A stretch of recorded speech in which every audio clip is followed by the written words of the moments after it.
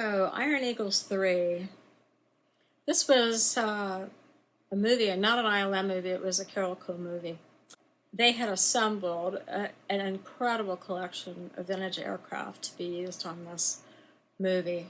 I was sent to do research on the actual planes, so I got to go to Southern California and check out the ones at Planes of Fame, and then I got sent to Texas to check out the Socos that were going to be used in the movie, and I would inspect the paint jobs and so on. The total number of models that we had for that, there was at least one C-130, a couple of Zeros, a couple of Messerschmitts, a Spitfire wing, a P-38, an Ares model, which was a Burt Rutan model, and the list goes on.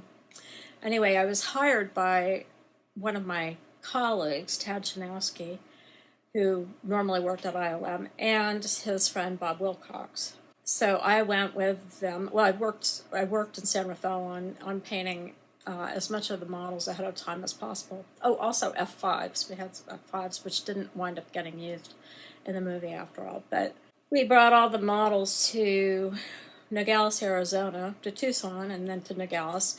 We were doing the model shoot in Nogales, Arizona. The real planes were being shot, I believe, at Evergreen and Tucson.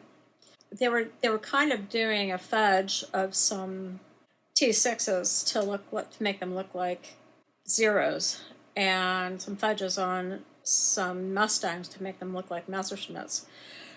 I wound up doing the paint jobs on our models in advance, and so there was a separate crew to paint the actual planes. Their paint job had to match my models. So one day, they checked this out by bringing the actual planes down to Nogales so that we could line the miniature plane up next to the large plane, and we shot it with Polaroids so that we could see what the differences were between the paint on the real plane and the paint on the miniature, and they looked really good.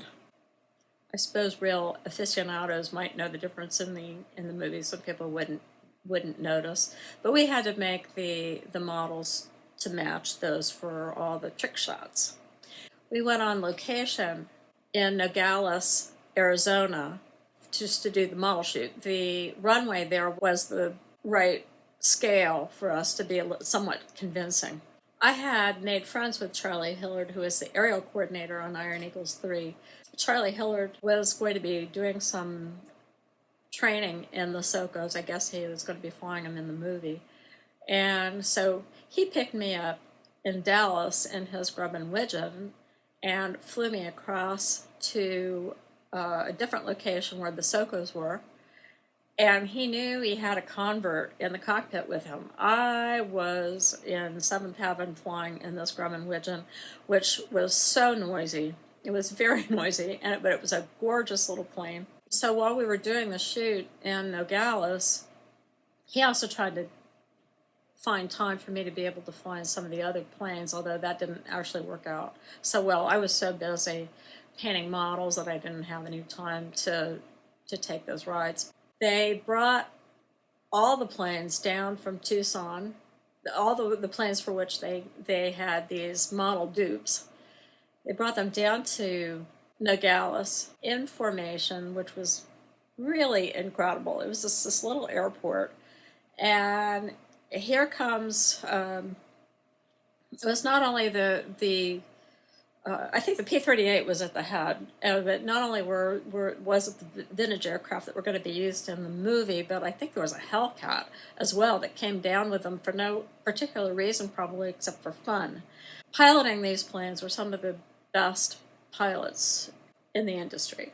I felt like, for me, it was far better than having a box of candy.